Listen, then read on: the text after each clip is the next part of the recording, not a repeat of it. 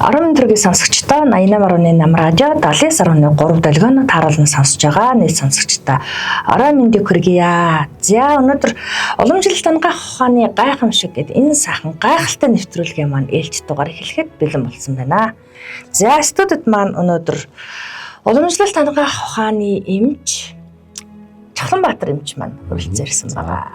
За орой мэнд хүргье Чахланбаатар эмчээ. Олон баярууд ардаа гараад олон баяруудын минь төргий. Одоо гэхдээ бидний баяр бас ирэх гээд байна. Дараагийн баяр бас эхлэхдээ өгч ийн гэж. Тий. Баяраас баярын хооронд. Ер нь яг тэгж дээ тий. Баяраас баярын хооронд амьдрал үргэлжилж байна.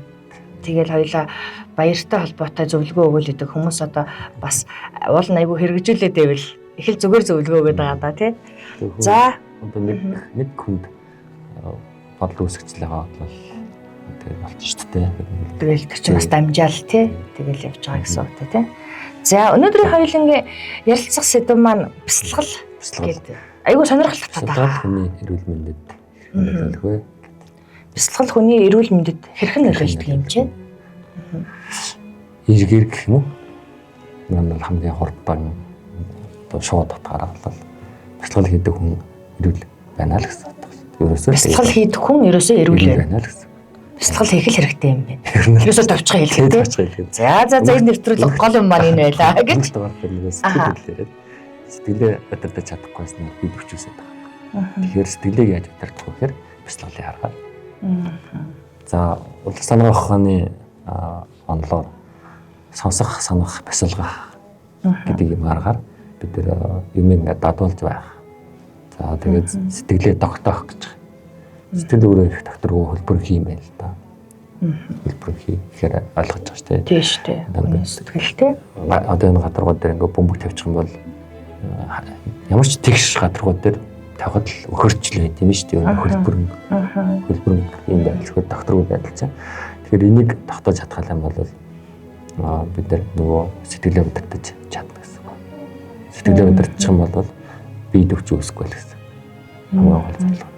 Тэгээд нөгөө шатлаад дэш явах юм бол бясалгалынхаа зорилгынхаа хүрээгээр гэгэрэл төрөх арга хүртэлх бясалгалаад байгаа шүү дээ.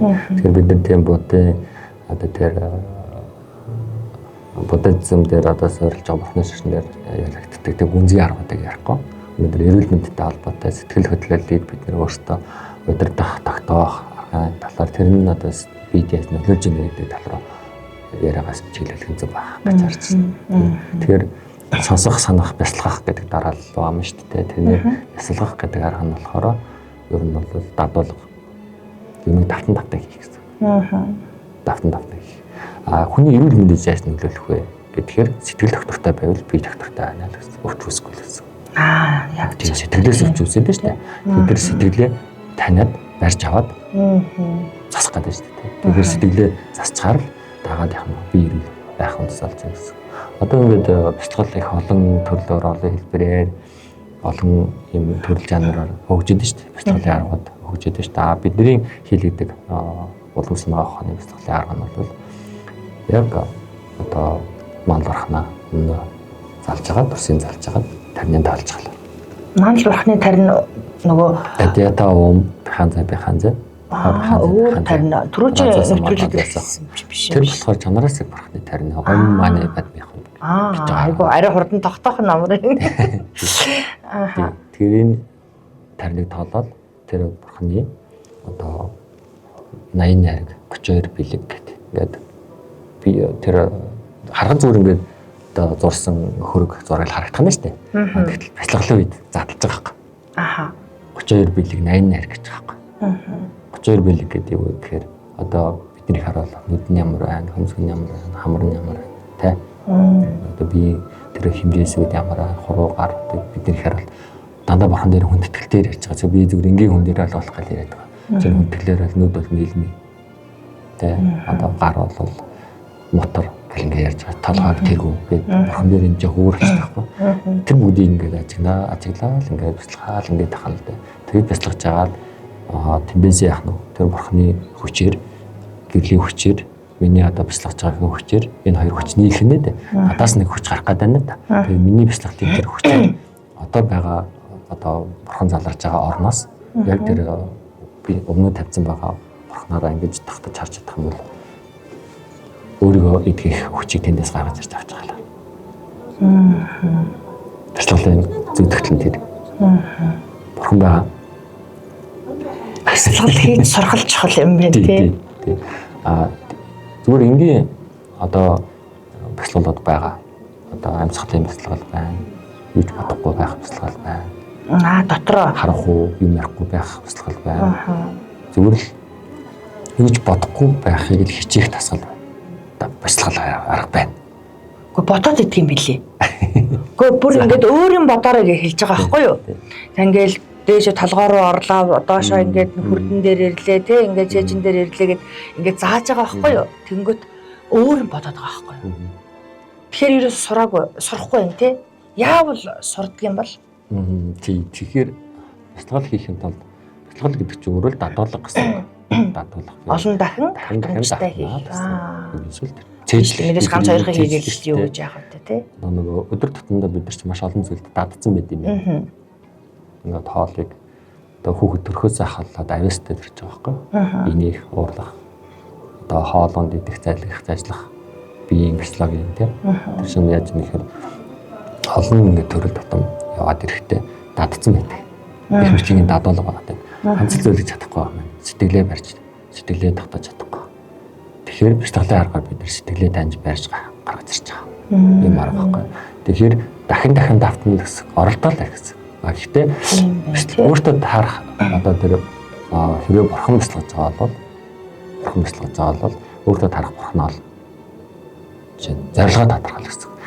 Би юуны төлөө бяцлал хийж байгаа вэ гэдгээ дотроо өөр гэсэн. Тодорхойлоо. Хэрвээ ажил үсээ сайжруулна гэх юм бол нэгөр насаа урцгана гэвэл нэгөр оюун санаагаа сэтгэл санаагаа сайн байлгах гэвэл нэгөр бяцлагч бүгдөө дотроо бас тэгээд явж байгаа юм уу? Мань хөгжөөх гээд одоо ингээд тий, мань хөгжөөх. Умааны бадмах ингээд аялаад ингээд болоо нэлээс аваад. Энд бяцлаглалын нэг л хэлбэр шүү дээ. Бас чимээтэй чимээгүй. Тий. Одоо ганан хийдүүд өглөө болго өдөр болгон тогтмол цагт хурал одоо нар ингээд хоёр талаас очоод хурал хураад байгаа шүү дээ. Энд дадуулга бяцлаглалын нэг арга шүү дээ. Бяцлах нь гэхээр ингээд харахгүй газар нүдэ анаа. Зөвхөн нүдэ анаа суугаад таг суух биш байхгүй. Дадуулгач ерөөсөө тийм байхгүй. Дадуулаад сэтгэлээ таньж барьж байгаа л харах байхгүй. Тэрний цанд юу гэхээр хамгийн энгийн арга нь нөгөө төвчээрээс ахуулаад, хичээл шамлаас ахуулаад маш олон үр дүнд хүрч идэм юм. Төвчээр. Одоо нэг ярьсан дээр би хэлжсэн та одоо 10 жилийн багш бол хүүхдийг багшаас олон юм хүсэх хэрэггүй. Ялангуяа нэгдүгээр ангийн шинэ хүүхдүүдээр сууд сургаал болоо. Хийх системийг хийгээл дуусгаал босгож байгаа бол тэр багш тэр хүүхдийг тэр суух бяцлаглыг тэр хүүхдэд заагаад өгч байгаа. Тэр хүүхэд хичнээн босмоор байсан босхгүй суужгаад хийх юм хийгээд дуусж байгаа тэр үр дүнд хүрч байгаа. Энэ бол бяцлаглалын хэлбэр л байна. Бүр энгийнээр харахаар ийм зүйл аахгүй. Суух чадвартай тийм тэр хүүхдэд яаж юм тэр сэтгэлд нь чээс ингээд суух юм бол энгийн үр дүндээ хүрнэ гэдэг зорилгыг өгчгөр тэр хүүхдэд яаж хүрч чадж байгаатай адилхан. Тэгэхээр бяцлаглалынхаа таны өмнө нь одоо суужсэн тэр одоо хүрд дээр бяцлагж байгаа аргууд таны зорилготой нийцэхгүй болохоор танд тохирохгүй байх гэсэн юм. Тохирохгүй байхгүй. Тэнгүүд өөр дөрөө үүсгдэг арга байна. Өмнөний огторгууд үүсгдэг арга байна. Ингээд дахиад дотроо төрөлж өвчдөг байхгүй. Зорилго нь янз янзгүй хол орон зорилгод байна шүү дээ. Ер нь бол хамгийн дээд цатны бяцлал нөгөө нэг наснд бурхан болгох үйлс арга байгаа байхгүй. Тэгвэл тэрний тулд яаж юм гэхээр энд тарнаад олж явах хэрэгтэй та энд одоо яах нь бодис одоо зай гэдгийг тэрийг бүрдүүлж явах хэрэгтэй. Энд тоогоо явуулж явах хэрэгтэй тэг ч юм уу энд орчноо бүрдүүлсэн байх хэрэгтэй ч гэдэг ингээд тэр бяцлаглалын орчин юм чинь шал өөр болчихж байгаа.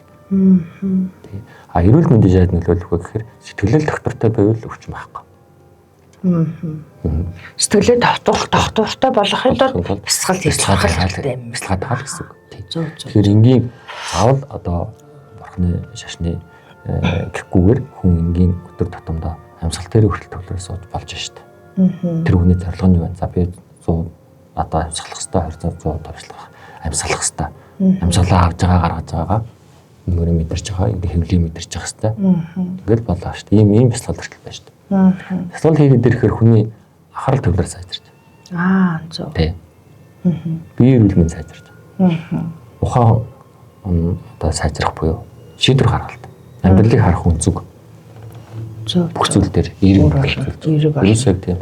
Бяцлагдаг хүн ингээ нэг хараа хурц тэгээ анхаарал сонор бүх юм маш өндөр.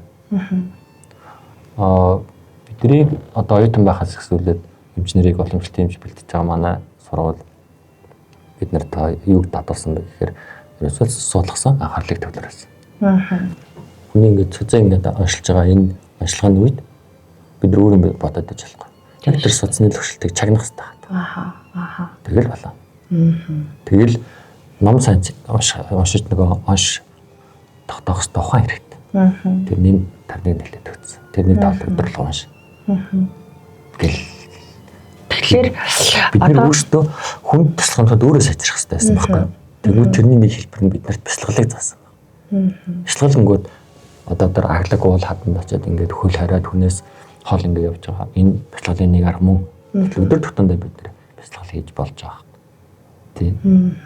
Тэгэхээр одоо уламжлалтын эмчнэр та бяцлал хийдгүү гэхээр заавал нөгөө ингээд хөл хариад таг ингээд сууж байгаагаа бодоод хийдгүү гэвэл би бол үгүйсгэж байгаа. Үгүй. Бүх хүн бяцлал хийж байгаа. Бүх хүн бяцлал хийсэн учраас энийг даваад тэр үе шатыг даваад энэ хүрсэн байгаа. Уламжлалтын эмчнэр энд газар хөдлөөд тэнгэр нууц байсан ч тэрийг ажиглаад зүй тогтлын шалтгааныг хайгаалсаж. Ерөөсөө зөвхөн уламжлалтын эмч гэхгүй ангаахын мэрэгжилтэй хүмүүс ерөөсөө тийм шүү дээ. Хүн тэнд ам тэмцээд ингэж чинь хүнд ам алдаж чинь тэ энд хүүхэд төрж чинь секунд минуттай дойлор хэмжигдсэн агшин дайж чинь төлөвлөлт автахгүй. Тийм шүү дээ. Тийм ч яг л тийм бас тийм. Тийм шүү дээ. Тэгэхээр ангаахын мэрэгжил эмчнэрийн мэрэгжил өөрт нь яасан байна. Тэр зүйлүүдийг дадуулаад гэсэн учраас тэр эмч тэрийг өөртөө ялж эндээ сэтгэлтэй ухаандаас шингээс учраас тэр бяцлаглыг хийсэн л. Нөгөө кодлно гэж яриад идэх чил одоо нэгсэндээ бараг ингээд өөртөө дадал болгоо суулгацсан зүйлийг л хэлээд байгаа юм байна шүү дээ. Зөв. Эсвэл тэр би одоо энэ үед ингэх хэрэгтэй гэж тэрийг давцаар хад тэрэндээ хүрсэн л байгаа. Тэрийг хэзээ хэрэглэх вэ? Тэр үед нь хэрэгтэй үед нь гаргаж ирээд хийж чадж байгаа хэлбэр болчихж байгаа. Тэгвэл бяцлал гэдэг зүйлээ эхлээд ойлгох нь зөв юм байна. Одоо ямар ч ойлголт байхгүй. Жишээлбэл би одоо нэвтрүүлгийн сэтгэлээ тогтоох. Тийм, нэвтрүүлгийн ихэнд жишээлбэл бяцлал одоо нөгөө удаан ингээд суудаг юм бодоод байгаа шүү дээ. Би чинь тэгээ нөгөө тогтохгүй өөрийн бодоод тэрийг л бяцлал гэж бодож байгаа. Өөр бусдаар саяны таны хэлсэн шиг энэ олон зүйлийг бяцлал гэдгийг мэдэхгүй байхгүй. Энэ бол дээрээ бяцлаглын хэлбэр байна. Одоо тэгэхээр болж байна уу? Бид нэр 3 төвчний үе шат явах гэж ихтэй сонсох юм байна. Бид 5 мэдрэхүү гэнэ сонсоод юм ингэж ойлгож ингэ хүлээж авах нь шүү дээ. Тэнгүүд бацаага тэргээ санах. Давтах. Ингээд эргүүлэн бацаа санаж чад. Сонсох, санах. 3 дахь нь бяцлах байхгүй. Бяцлах дээр сонсон зүйлээ бүгдийг ингэ шүүж гаргаж ирж чад. Санаа эргүүлэн санаж агаад хэрэгтэй зүйлээ барьж авал тогтоочж байгаа. Одоо бид нар ном зэжлээ шүү дээ. Ном зэжлэх чинь 100, 200, 300 шүү дээ. Нэг юм тавтаж байна шүү дээ. Эмчнэр тэгж болж байна. Тэгээд ном эсвэл ном харах шаардлага болсон. Тэгээд шүү дээ 300, 400 удаа уншиж байгаа юм чи мэдээж шүү дээ. Одоо энэ манай жижигчд энэ чинь тэр нөгөө дүүрэн мөрөө гэдэг юм байна. Тэгдэг шүү дээ. Ямар юм ацлаа. Нэг ингээл тэ. Яг тэрийг өөр юм болгон гэдэг юм л да. Тэгэл тэрийг дахин харж байгаа л. Нэгсэндээ одоо хувь хүний хөгжлийн юмуд ингээ хараад тахаар тэр талаар их сонирхдаг л байгаа. Тэнгүүд одоо 1 секундын менежер 5 минутын гэдэг юм уу өөрийгөө таних за харизм ч юм ингээл зөндөө олон номнууд тэ хариуцлага хүлээх хийж идэв тэгэл номнууд ингээ харж байгаа. Тэрний донд яг мөн чанар дээр яаж нөхөр хүн тэр өөрийнхөө сэтгэлтэй өөрөө өөртөө ажиллах тухай байна. Ямар үед шийдвэр гаргалцсан зүг байгаа юм буруу байгаа юм бэ гэдгийг харж тань арай л гэсэн энэ л ухааныг заагаад байна. Тэгэхээр бяцлал гэхээр яг тэр аглаг газар очиж суух юм уу яг хөл хараад ингээд сууж байгаа нь зөв нэг зөв тэрэнд хүрэхийн өмнө хамгийн энгийнээс эхлээд амьсгалаас эхлээл явчих л та тийм. Тэгэл болчих гэдэг чинь ер нь нэг имийг одоо нөгөө челленж гэдэг хэлцтэй. За бүгдээрээ нэг тим эхлүүлээ. Тэд хоногийн ийм дийлэн ингээ барьяа.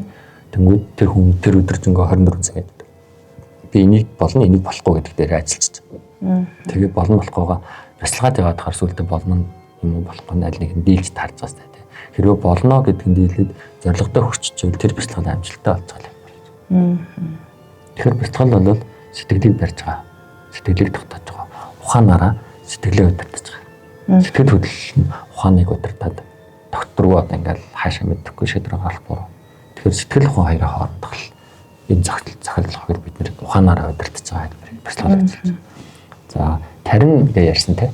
Тарин ч өөрөө шууд сэтгэлийг л засаж байгаа арга ганцхан арга. Тарин. Харин би бүр тэрийг бүр тарин гингүүт тэгэл нөгөө нэг тарин уншаал гэдэг л нэг ламын уншдаг тарин л ерөөсө толгоонд орж ирж байгаа шүү дээ. Түүнээс өөрөөр мэдэхгүй байгаа. Монголоор хэлэх юм бол сэтгэл засгал. Сэтгэлийг засгал гэдэг л одоо энэ тарин гэдэг үг маань өөрөө сэтгэлийг засах гэдэг л үг юм байна шүү дээ. Тийм ээ. Тэгэхээр хүний бие 5 хадтай. Сэтгэл дэс 5 хадтай. Уурн, ус шиг, шараа шиг, гал шиг гэл ингээд 5 хадаар задлах юм бол тийм. Тэнгүүд таринаас 5 хадтай. Ямар үсгээр эхэлж байна? Ямар бурханых уу гэдгээрээ тэгвэл хүний дээр сэтгэлд очиж хүрдэг байдал нь тийм. Тарин болгон шууд сэтгэлтэй холбогдохгүй гэл дотоодоос ангилна л да. Одоо нөгөө хүч ярилгадаг тарин бас тастаа. Хүчин дотроо бүх хүчин дээр тастаа тарин бас байт юм бэл. Тэгэхээр одоо хамгийн энгийндээ бид нэр эрүүл байя гэвэл мал бурханы туслал хийж болж байна. Ухаантай байя гэвэл манчар бурханыхыг буян хураяа гэвэл одоо чандраасыг бурханых гэж юм. Гэж явж байна. Манчар бурханыхыг бас тусдаа чийжлэх юм. Аюухан. Богдламын мэгзэм гэдэг залбирлгээд анда тэрийг ингээл өдөр 100 тоолно, 200 тоолно, 300 тоолно гэсэн бол тэргээл тоолжлээ.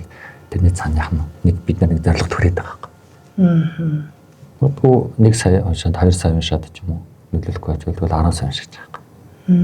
Тэр нөгөө сэтгэлээ бидний сэтгэл хөдлөл хэрэг зэрэг одоо гүн одоо өчнөр бол хэрэг арахсан бэ гэж байгаа шүү дээ. Тэр шиг зарим хүн бол нэг тон юм уугаад байдаг ч зарим хүн одоо хэдэн жил уугаад идэхгүй байгаа хүн байж байгаа шүү дээ. Тэр шиг бидний тэр сэтгэлд байгаа тэр харахгүй гэх юм уу те мэдэхгүй байгаа юмыг таниагүй байгаа тэр ухаан хэрэг гүн байна уу гэдгийг таньж гаргаж ирэх. Нөгөө бити юм бодоор ихээр бодогдоод байгаа чинь бодогдоод байгаа шүү дээ. Тэрийг яадаг вэ гэхээр бодлол гаргал би бодох ёсгүй дээ гэж бити бодог нэ. Бодчих гэнэ. Бодол ороод ирэнгүүт зүгээр гаргачих. Бодол гаргачих. Тий. Өөр бодлоор гэдэг. Ирүүлэх нь шүү дээ. Одоо ноёхоны юу шүү дээ. Айко хөгжүүлээд байгаа.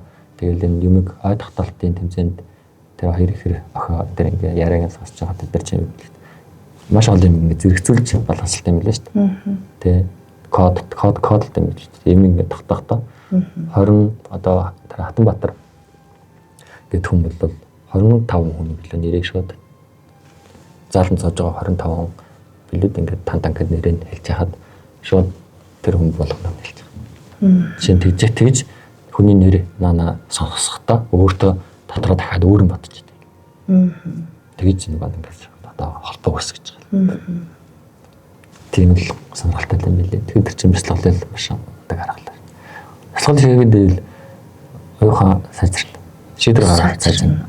Зөв. Тэгэхээр бие эрүүл мэнд бүр хамгийн түрүүнд ерөөсөө сайжрах. Тэгэхээр энэ даруйд бяцлал хийгээд тарин унших хэрэгтэй юм байна, тийм ээ? Одоо сэтгэл санаа докторгүй байна. Бяцлал хийж чадахгүй гэдээ орхиж болохгүй. Тэр тусмаа оролдох хэрэгтэй болчихж байгаа. Тэгэхээр аль арганд тохирох нь үзэх гэдэг шүү дээ. Тийм. Аль нэг арга нь үзэх. Яг аль арга нь одоо жишээлбэл сэтгэл доктортой болоход аль арга нэг эхэлж сэтгэл аргуудыг нэг судлаад тойруулаа яваад үзэхгүй те. Тэгэхээр аль нь болж байна. Өөртөө тохирсноо сонгох юм уу? Сонгоод олцох нь шүү дээ. Тэрнээс биш одоо тэр олон арганаас сэтгэл эдгэх нь энэ тийм ээ одоо эрүүл мэндийн энэ гэсэн юм бол байдгүй даа. Уг нь бол байгаа шүү дээ задлал. Одоо чинь танаас суужсэн тэр хөрдний бяцлагт амьдарч юм бол одоо өөрийгөө ингэж нээх орчлон ертөнцийг таних. Өвчин зовлон эрүүл мэнд өхөл хацал тэр юмыг таних өөртөө үүсгээд байгаа тэр айдас юмыг танин мэддэг хүн гэдэг гэсэн болж байгаа бид нарт айдас шүү дээ. Мэдхгүй учраас айдж байгаа юм шүү дээ. Үхээс айдж байгаа шүү дээ. Гол айдас чинь дээ. Тэр үхэл гэж юу юм гэдгийг таниулах бяцлаглууд энэ дээр явж байгаа шүү дээ. Бяцлаглын аргаар өхүүлж байгаа шүү дээ. Тэр чинь үлээ босгож ярьж байгаа. Тэгэхээр хөрдний бяцлаглуудад арга чинь тийм. За 3 дахь том зүйл нь бол биеийн хөдөлгөөн. Хөдөлгөөн. Одоо яг Зөв. яг дандаа амьсгал авах гарахтаа зэрэгцүүлээ биеийн одоо дасгал гэж яриад байгаа нь одоо нэг тэр уулын өндөр дээр байгаа бяцлаглалын аргыг бүр энэ яг өнгөөдүүлж яриад байгаа дасгал. Яг хөө биеийн гоё олно. Тэгтээ сэтгэл санаанд яаж нөлөөлж байна гэдгийг харах юм бол яг тэр бяцлаглалын аргаар нь йога хийгээд бяцлагтайгаа зэрэгцүүлээд зорилгоо тэгж тодорхойлоод явах юм бол амжилт энд илүү хүрэх гэдэг. Зөв. Эхний удаа яг дасгалын сурахын тулд би дээрээ жоох анхаарал тэрнээсээ л авшруулад дасгалаа хийгээд йога хийгээд сарахаараа цаашаа бяцлал руу нөрөх хэрэгтэй. Зөв. Ер нь ингээд тэгэж бяцлал йогтойгоо хосолсон аюух байдаг юм билээ. Тийм. Тэгэхээр яг явж үзээгүй. Бяцлал гээл ингээд суугаад авах биш байгаа. Тийм байна. Ялган гарч ирж байгаа. Тэгэхээр ерөнхийдөө бас тэгээ ямар ч байсан йогтой хосолсон байдаг. Ер нь их олон янз байдаг л да. Тэгээ яг нэг бүрчлэн яг сайн нэг судлаагүй болохоор бяцлал гэхээр за ямар ч байсан л сайхан томатоо суугаал нүдэ анил ингээл бяцлал хийгээд энэ л гэж ойлгож байгаа шүү дээ тий. Тэгэхээр үгүй юм байна. Шилхэн дээр юу гэж юм гэхээр таталцлын хүчээ таталцлын хуулинд дагуу бодол биелдэг тухай ярьж эхэлж байна одоо. Юмыг ингээд тэгж ингэж сайхан болж бүтэж би одоо юу гэдгийг тиймтэй болж иймтэй болж би тэгж чаддаг болж гэдэг зорилго тавилж байгаа л зүтгэл татгалаа хахаар бодол биелэх үе тэр зорилготой хүрч чадаж байгаа бодлын хүчээр. Гэхдээ нaan зүгээр суухгүй шүү дээ. Хөлгөө зорилгоо хадлаа алхаж ажиллаж байгаа. Тэр нөгөө бодол биелдэг гэдэг үг байдаг шүү дээ тийм. Тэр нөгөө сайн явах санааных сайхан явах заяа. Сайн одоо юу гэдэг нөгөө сайхан сэтгэлтэй холбоотой ингээл зүрх зөндөө байж шүү дээ. Тэр чинь тэгэхээр тэрний цан бяцлаглалын аргууд маш олон байгаа. Тэр болгоно бид нар бяцлал гэж харахгүй бяцлал хөнгөл хөл хараал таг ингээд суухыг яриад байгаа гэж ойлгоод байсан чинь маш олон өргөн утгатай байж байгаа. 10 жилийн бага ангийн хүүхдүүд ингээ хоёр бүлгийг нэгийг одоо шалгалтандаа юм өндрөө наавж байна гэд. Энд Японд хийсэн судалгаа байлаа да. Гэд. Тэгэд ингээд хичээл эхлэхийн өмнө тэгэл хичээлээ заагаад нэг ангийн талаар юу ч хэлээгүй. Тэгээд 20 хүүхдээр хоёр бүлэг хичээл ингээд тэгсэн чинь нөгөө өндрөө наавж байна гэж бодуулаад хичээлийн эхлүүлээд анги 90 дэвтэй лөө. Тэгээд зорилготой хүрч чадж байгаа. Тийм байна. Бодол гэдэг юм чинь тийм чухал тийм ээ. Бодол биелнэ гэдэг. Бодол биелнэ. Та бодол биелэх гэдэг итгэж чинь. Итгэж штэ. Тэрийг бол аягүй сайн ойлгоод итгэв. Тэгэхээр бяцлаглалын зорилго чинь тийм байхгүй. Бид нар бодлоо өдөртөж байгаа. Ухаанаараа сэтгэл хөдлөлөө бодлоо өдөртөж байгаа. Тэгээд тэр бодож байгаа бодлороо би энэ дэр гарцсан байна гэж бодоод байгаа байхгүй. Тэгээд эзэн нэг өдөр очиж байгаа. Одоо лам хүмүүс бол бурхантай уулзж яах гэж бодох. Тэр амгалангийн оронд очсон байна гэж бодох. Би өөр ингээ гэрсэн гэрэл цацарч яах гэж бодох гэдэг. Бүр хамгийн ингээдтэй. Өдөр тутамдаа бид нэр эмчнэр гэх юм бол за би ийм өвчтэй хүнийг эдгэж гин гэж бодох нь шүү дээ.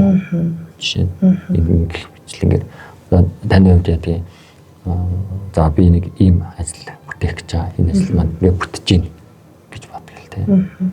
Энэ чинь одоо ютубер ингээ хахаар айгүйх юм гардаг болсон байна шүү дээ. Бодол биелнэ гэдэг дээр. Тийм. Бас фэйсбુક мөгөр ч одоо дүүрэнд л ернэ.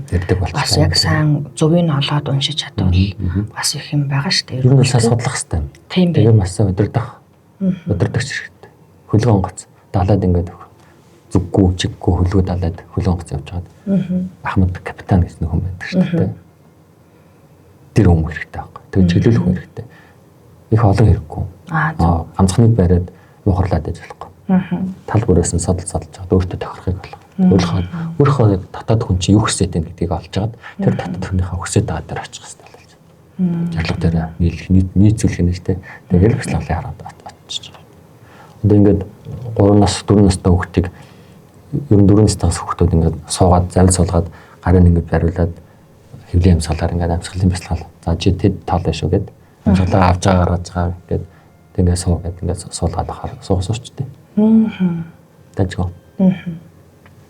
Ойднууд одоо ингээд ангахаа Анхаахын сургуулиуд хичээл зааж та. За энэ дээр ингэж бодно шүү гэл. Ирэх яриулаа гэл суулгаж байгаа шүү. Ирэх хөрөөлөө да. Хичээл дээр бас ирэхээ барих юм уу тий? Олончтой юм зэрэг юу ах шүү. Эрэхтэй хүмүүс харагдаад байгаа шүү. Тэр чинь загвар энэ зай стил биш л гэдэг. Тэд нар хэрэглэдэг юм дээр. Юм ингээд заавал тоолно. Заавал бослохж бодно. Тэгж байна. Биологийн шилхооны судалгаагаар би сайн мэдэхгүй байна. Гол утга нь юу байсан бэ гэхээр эрхийг ингэж эргүүлж байгаа. Гарын энэ хөдөлгөөнөөр тархинд гол одоо тэжээж байгаа содсон дээр цэсний урсгалд нөлөөлд юм байна гэсэн биологийн ангаахын судалгаа. Тэгж нэг ярьдаг те цэсний эргэлтийг сайжраад өндгөөр яадаг гэдэг л бас тэгж ярьдаг шүү дээ. Сонсч ирсэн байна. Тэрийг бас ярьдаг шүү дээ. Тэгэхээр биеийн хөдөлгөөн дотоод сэтгэлийн одоо бодол хоёр нийлжиж илүү хүчтэй, илүү үр дүнтэй болж байна. Тийм байна. Биеийн хөдөлгөөн, сэтгэлийн дотоод хүч хоёр нийлжиж зөв. Тэгэхээр уламжлалт ангаах ухаанд одоо тариныг сэтгэлийг засах одоо сэтгэл засал гэж хэллээ шүү дээ тий.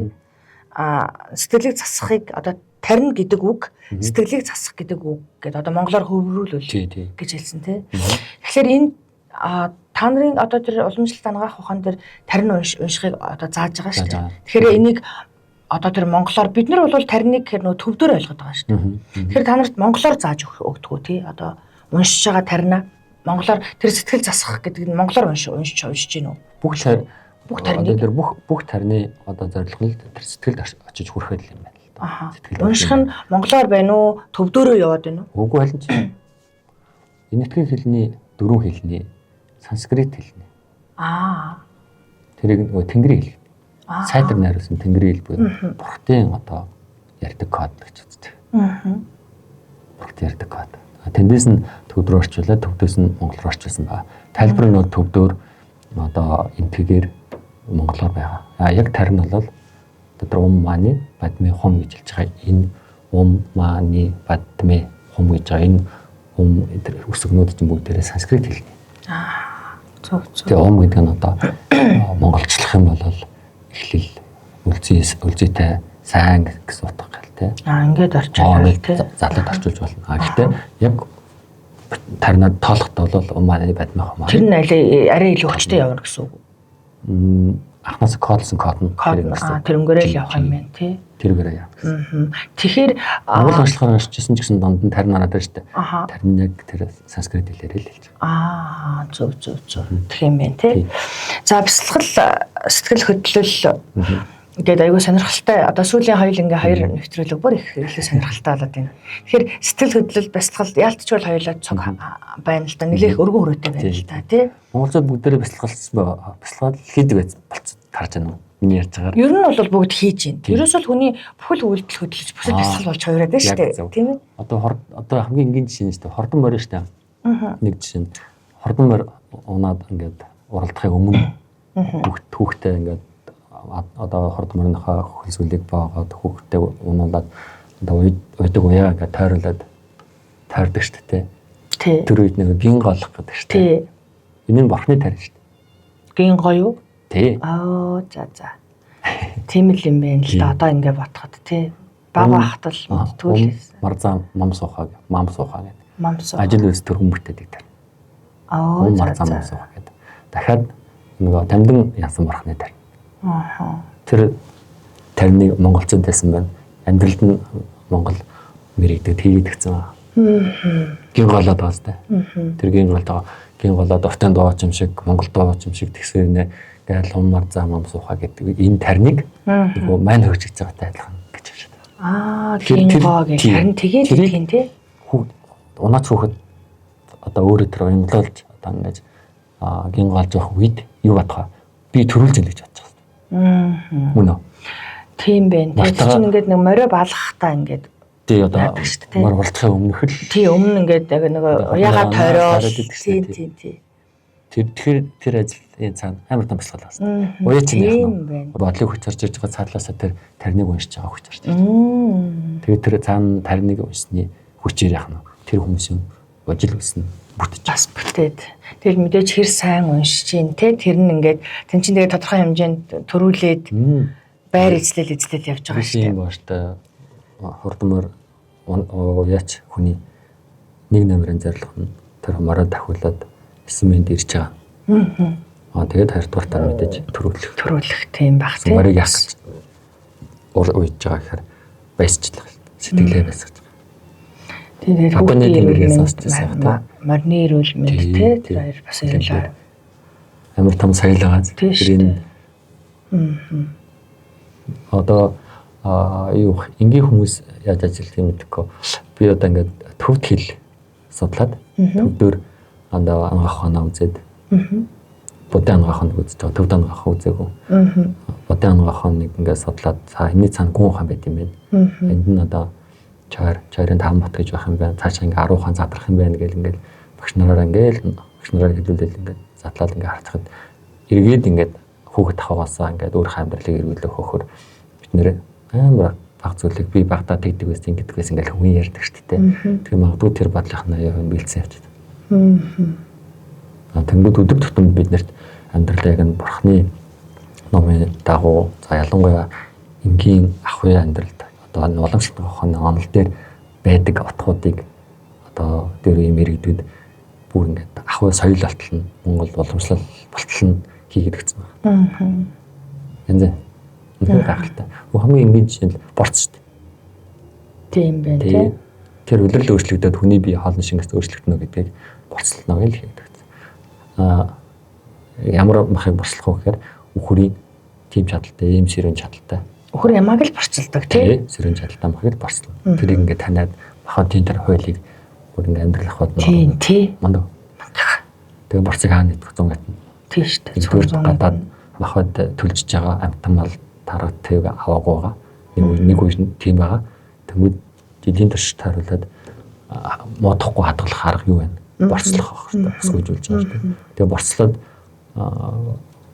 идэхээр тэр усгүй болоод ирсэн учраас хүний биеийн тэр хададны элцэн хамгийн бага үед нь усгүй мах идэхээр тэр буцаад хамгийн сайн шингэж уураг одоо шимтэж хэлээ нөхөж авч чадж байгаа хэлбэр. Гэх мэтлэг нэр.